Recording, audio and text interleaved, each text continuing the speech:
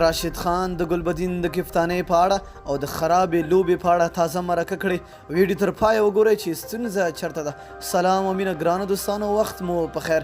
د ویډیو د مخه زموږ چینل در سره حتما سبسکرایب کړئ. د افغانستان او نړۍ د کرکټ ستوری راشد خان وایي چې نه د خپلې لوبډلې د کپټان ګلبدین نایب او نه د کرکټ بورډ لپاره بلکې د افغانستان لپاره لوبې کوي. راشد خان دا خبره د دې پوښتنې په ځواب کې وکړه چې آیا د کپټان بدلیدو پر سر یې له ګلبدین نایب سره اړیکې ترینګلې شوي دي.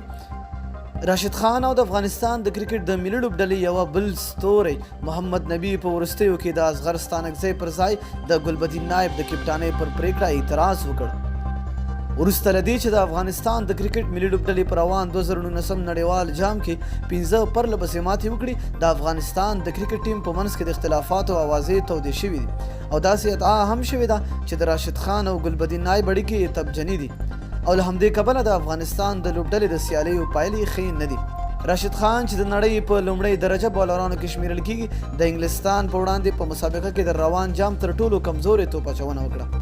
راشد خان پی ټی آی ته په ځانګړې مرکه کې ویل، فکر کوم له ګلبدین سره زما په اړیکو کې کومه ستونزه نشته. زه د ده هومره ملاتړ کوم لکه څرنګه چې مې د کپټان په توګه د اصغر کاوه.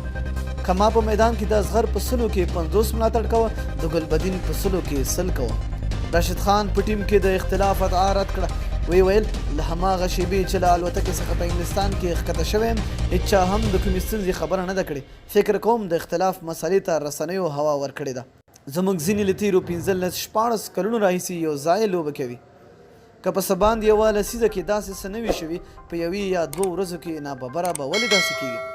د ټینګار وکړ، زه نه د ګلبدین لپاره او نه د کرکټ بورډ لپاره لوبه کوم، زه د خپل بیرغ خپل افغانستان لپاره لوبېږم.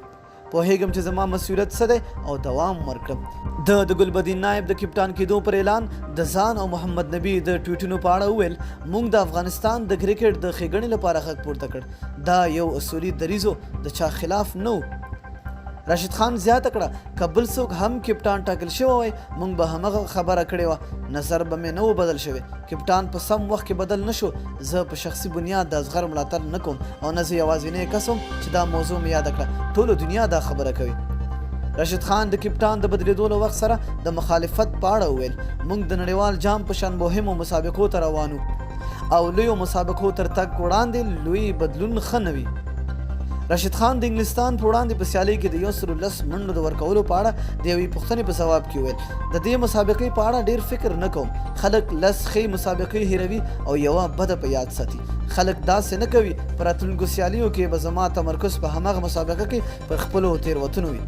راشد خان د نړۍ له مهمو ټیمونو سره د مسابقو د تجربې نه لرل د افغانستان د لوبډلې ستونزه وبلله. مننه چې ویډیو مو راسره تر پایه وکته. د لا نورو ښکلو معلوماتو لپاره زموږ چینل در سره حتما سبسکرایب کړئ. تر بلې ویډیو د لوی الله پامان.